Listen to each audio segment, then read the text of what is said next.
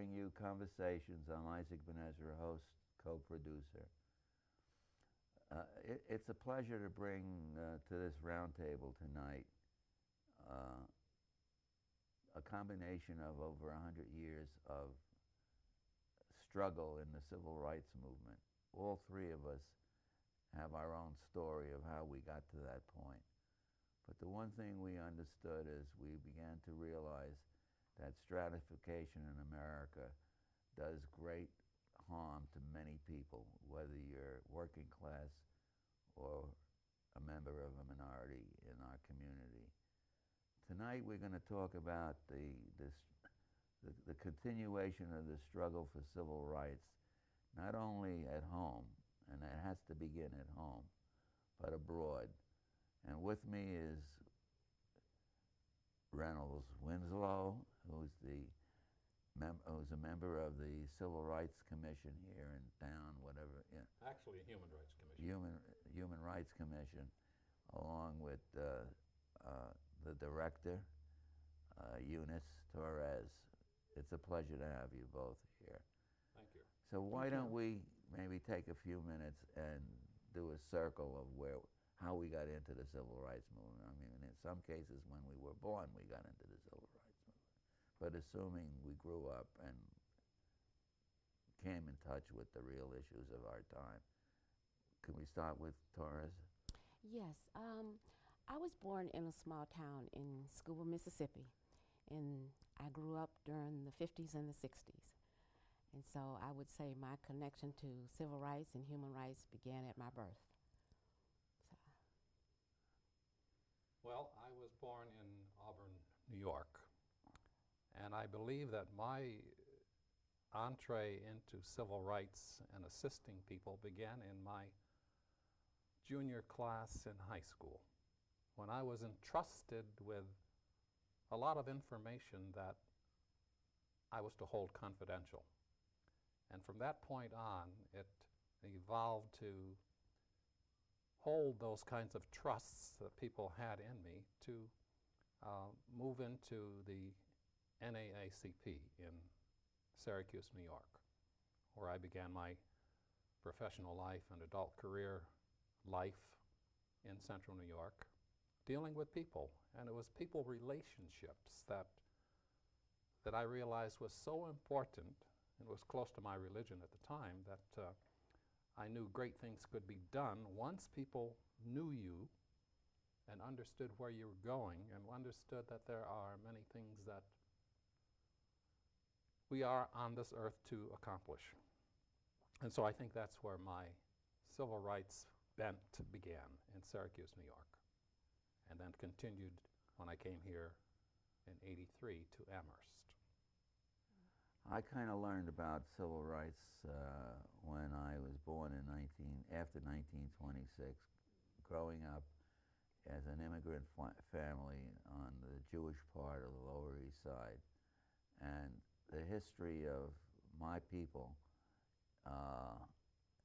connected very quickly with the history of the slavery movement in the United States and what happened afterwards.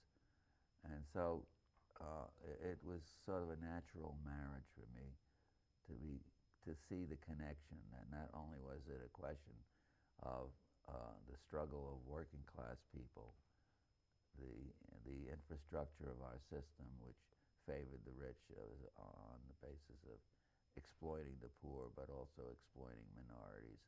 And it's been that history that's kept me aware of the fact that life and the pursuit of happiness is something we have to continuously struggle for. And today we're going to talk about civil rights, a work in progress. So let's begin with Amherst. I didn't use the H in Amherst. It took me a while to figure that out. Well, they'd string me up if they heard it. Before we move there, could we back up a little bit? Sure. I would just like to talk a little bit more about my background. Like, my mother and my father were sharecroppers, and I was born in the segregated South. And so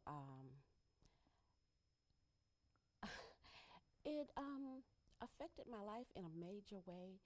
I think it made me look at things differently than perhaps other people in the world because of that. And particularly during that time and witnessing all of the injustice that went on in Mississippi as a young person up until the time I was 17 years old. And so it's as you said, it continues to be a work in progress. So. So let's talk about what's ahead of us. Well, maybe we should talk about where we've been. Well, the creation of the Human Rights Commission. When I came aboard, and I can't even remember how long ago that was, frankly. I've lost count. But it was at a time when things were occurring in the community that needed to be addressed. And I think I was drafted to the commission. I think it might have been at a time when your husband was a member of the commission, and several others who have passed on to greater points. But I became interested probably at the same time I was president of the NAACP here in Amherst. What year was that, roughly? That was probably in the late 80s. Okay. And it was sort of unnatural that I joined the Human Rights Commission because it was embracing people who had problems in the area, and I just thought that maybe with a team effort or a collaborative effort we might be able to address these problems. The NAACP was a national organization that, as you remember, as you know, was created in 1909 with black and white and brown making that organization happen. So it was kind of easy for me to see the opportunity for those two groups particularly, since I was involved in both, to be able to solve some of the problems. What were the issues that came to your attention at that point that moved you to get involved? If I remember, there was a meeting in Grace Church. It was a committee against racism. And it was a large, well, it was kind of a forming committee. And then somebody in the connector at Grace Church said, well, why don't we form an NAACP? And like I say, there were persons of all colors that helped form that. And there were about 300 signatures that people came out of the woodwork because they saw things that were not right in Amherst. As you say, it's a work in progress, and there are still things in Amherst that aren't right, but we'll talk about those later. And between things that were happening in the community that needed to be corrected, if they weren't NAACP issues, they were human rights issues that hit the floor that we needed to combat. I remember one incident, one of our merchants in Amherst was harassed by persons unknown. I'll mention his name. Mr. Green? That's Mr. Green. And that was during my time in the last 15 years. Yes, yes. And a group was formed not in our town. Well, I did not join that particular, I started to join it, but I saw my energies being depleted serving two masters, if you will, two groups. So I only tangentially became involved in that particular new group. And that became quite strong. And so that was one instance of something that occurred in Amherst that both groups had, both the NAACP and the Human Rights Commission, had to observe, monitor, and assist Bob Green. That's one that comes to mind. I'm trying to think of some others, but what happened in the 80s? Let's go back to the 80s. What was Amherst like in the 80s in the context of the struggle for civil rights in America? Well, I can remember, I'll be Where local were the for the moment. barriers? There had to be barriers. I'll be local for the moment because I can remember one incident. At that time, I was director of the minority engineering program at UMass. That's what I came to Amherst to do, is to direct and manage that particular counseling organization in the Department of Engineering. I remember my assistant was stopped in Amherst by our local enforcement, and he was asked, "Why are you driving a state car?" Well, that was the beginning of what we'd call now racial profiling. That was one incident that plagued the community then. Not many reports do I remember happening, but it was enough to be concerned. There was another incident later in the 90s where the school system needed to be addressed. The system in the school was that the NAACP brought suit against the public school system. And as you know, education is a human right, as declared in the International Declaration of Human Rights, as we'll talk about maybe a little later. So that's only a couple of instances where the NAACP had to come and bring a lawsuit against the town, against the school, that resulted in a consent decree that helped to alleviate a couple of problems in the school system around tracking, for one, and discipline, number two, of black kids being doubly disciplined over the white kids in Amherst. So you see, these are kinds of issues that are important to the next generation of kids that will follow, that our generation has to correct. So as you say, it's a global issue, but a pair of issues that started in Amherst that we're trying to correct, still trying to correct. Maybe at this point you ought to jump in. Things that I remember during the 80s were more personal things. I remember my niece was visiting here from New York City, and we had gone shopping at Mountain Farms Mall. And the Mountain Farms Mall was relatively new. And so she and I were in the store, and we were shopping, and we were looking around. And it was like, it was in October. It had just started to get cold. And so all the fall fashions and everything were out. And so we were looking around, and like I had my purse, and I had a wool scarf in my purse. And the salesperson came up to me, and she said to me, "Put that back. Put the sweater back." And I said, "Excuse me?" And so I turned around, and she said, "There, in your purse." And I opened up my purse, and I pulled out the wool scarf. And so I said, "Can I please see the manager?" And so she said, "Well, I am the manager." And she didn't apologize. She didn't do anything at all. So this is the kind of stuff that I know personally that went on in the 80s when I was,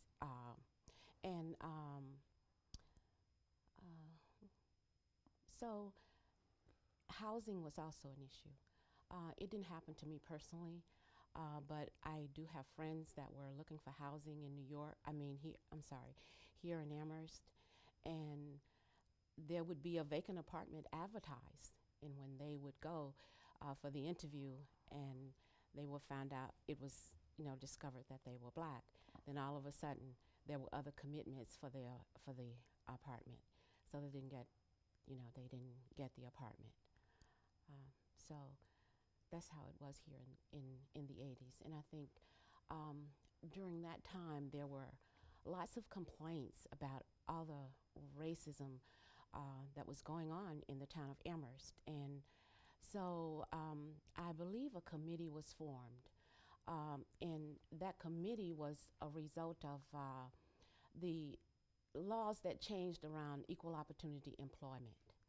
And so since the town needed to follow those guidelines and procedures of EEOC, this committee, out of this committee came the Civil Rights Review Commission, and so that those issues would have a place to go to. And so it was to go to the Civil Rights Review Commission. And I'm not sure about this, but I think that it was out of the health department. The director of the health department became the Civil Rights Review Committee chair. And so there were several people from the community that joined that commission. I believe at that time it was a mixed group of people, because they were very concerned about what was happening here in Amherst. And so and I believe the Human Resources Department was also a part of that, since they had to follow those guidelines in terms of their hiring practices. And so they needed to have a process, to follow, so that people get, treated fairly, so that, there were a certain amount of people that had to be hired, whether they were minorities or women, to meet the quota of the EEOC. And so did you feel, looking back now, that they succeeded to a large extent in terms of changing the composition of staff in town and schools, and in terms of dealing with the day-to-day civil rights issues, police department, fire department? Mm-hmm. How did we do? How are we doing today? I think we're improving greatly. I think I can say that the Human Rights Commission has been the most diverse commission in Amherst in terms of age of commissioners, gender, color, religion. It has covered the whole gamut. We on purpose sought to do it that way, and it has worked out tremendously for the growth of each of the commissioners. And I think it has influenced, perhaps, only perhaps, some of the attitudes in town, such that they can observe that it works, and it has worked. The police department, I think, is the second largest diverse diverse unit in the Amherst area that has a diversity of officers and women on the force. So I think Amherst has some things going for it that are good, but this is not enough. There needs to be an influx in numbers on commissions in town. They do not need to be staid relics without youthful members or younger thinking people. And I say that with commendations for those youth that are accepted on those commissions. So is the NACP and the commission itself constantly recruiting in those areas where there needs to be more diversity? Very much so. If I can speak with a kind of new energy, we're looking for new energy on the commission. We are a commission of 9 persons, and we have been working with and toying with the idea of expanding that commission number of non-voting members, because there are advocates out there who understand what we're doing, who have expertise in certain areas that might come up, that we need to recruit those energies and those persons who want to make change in Amherst. We really want to make it an attractive city for new teachers to come to, new persons on the police or fire departments to come to, and say that this is a work in progress and a town that thinks like a city, meaning that it becomes a problem or an opportunity, I'll call it, for everybody to become involved. Now, if that becomes an attractive device to recruit people to Amherst at all levels, all colors, and all stations of life, and all genders, then we become probably a likable town in the Northeast. And that's what I'd like to see. I'll back up a moment to, no, I'll continue with this thought. And what I'm trying to say is there is an advocacy opportunity for persons that have not embraced what we've been doing, that could lend their expertise to help us educate the community on a broader basis. Persons from the university, I mean, good Lord, we are a education industry in Amherst, and there are persons from all walks and all countries that can help us develop what we need to do to educate people like Haiti, for instance. We have had a Haiti forum recently that gave us the opportunity, the Human Rights Commission, to stretch the envelope to involve people who are really working as a committee in Amherst, a committee in Haiti, by providing funds that will educate a group of 65 children and provide funds for teachers in Amherst, teachers in Haiti, excuse me. So broadening that opportunity, we're right now looking for persons that speak Creole as translators for this unit to develop even further in Haiti. So that's maybe a reach out to the community as I speak for those that might be able to work as a translator just for the summer. Let me ask you about the situation today in terms of immigration in America, and not only Haitians, but Central American citizens, Mexican citizens, the community, the Hispanic community, which is so varied. Right now, they're taking a big hit, and we're talking about human rights today.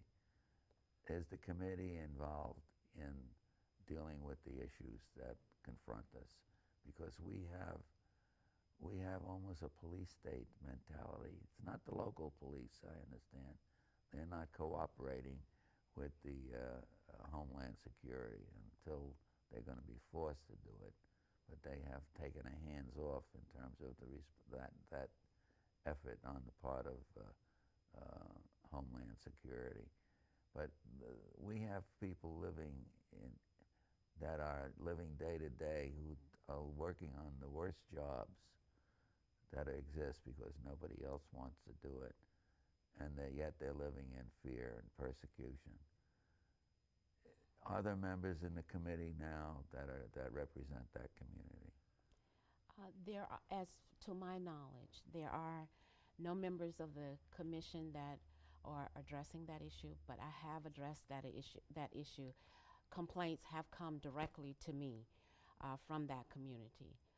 But what I have found is that someone else will recommend or bring them to the commission. And then when you start to talk to them, they become very silent. So it is very difficult to find out exactly what the issues are, here in Amherst. For the most part, it's invisible. But I have spoken with the Friends Service Committee that are involved in Northampton. And there's also another committee in Northampton that I'm not remembering at this point that are involved. And I know that the ACLU, Bill Newman, is also involved in the issue of immigration. So that is something that I think the Human Rights Commission will be talking about at their upcoming annual retreat as a project for the future, is to get involved and to find out all the information that they can, because in in other states like Arizona. It's what they are doing to Hispanics. It's, it's yeah, it's back to the 50s again. Unfortunately, it's happening right here in Massachusetts. There have been roundups Yes. in the eastern part of the state, and I mean, this is probably next to the continuing problems of other minorities, the big human rights struggle in America today, because it represents such a large part of the community. It's growing, and the opportunity for education is stifled, the opportunity for housing, the opportunity for work without being chased by the federal authorities.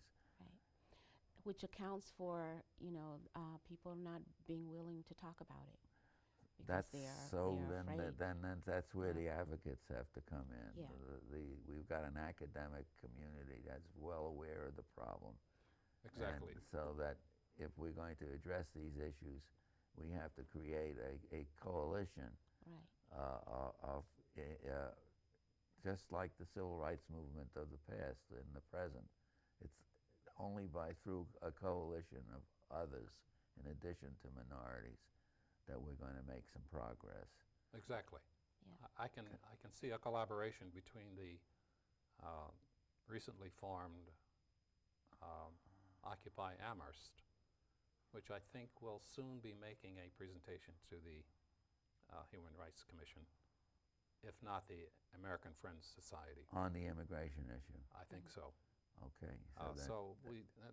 To your point, for advocates it's happening. To have a forum that informs the community, which is basically what the Human Rights Commission is mandated to do, is to educate the community, where the director would receive confidential information and direct her energy, or those energies, to solve that immediate problem between two persons or an entity that's having a problem. But Coming the back, commission is designed to address and inform the community.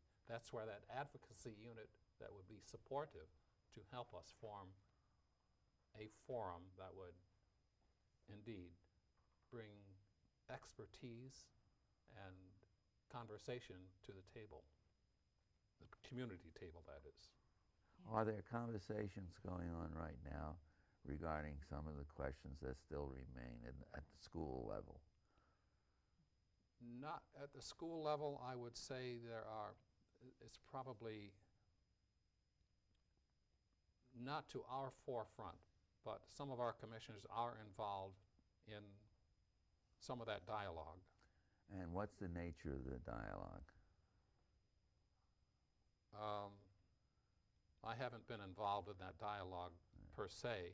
You did but raise my one issue. conversations- You did raise one issue about dealing with discipline. That continues And to be. historically, that's been a national problem. And I only raise it because in the communications in town, this issue keeps reappearing. And Yes, so it I does. thought the commission might be the group that is addressing it, in addition to school parents who are concerned about this problem. Well, The commission has been included in some discussions with Maria Garrick, the superintendent, in reference to some of those issues. Other issues that we have tackled at the school is the issue that there are no people of the global majority teaching a main course at the university. At the high school. And what I mean by the global majority is that pretty soon, the majority of the world are going to be people of color. And so I have removed myself from the minority to the majority. And so I will be among people of the global majority. So I want to thank Eunice, and I want to thank Reynolds for being willing to engage in these issues. And ultimately, have a conversation that will open up and be transparent and hopefully give people an opportunity to not only address issues but to solve problems. So thank you for coming, and we'll see you in the future. Reynolds. Thank you very much. Eunice. Thank you. And that's it for Conversations. Thanks to the staff. Thanks to the student volunteers.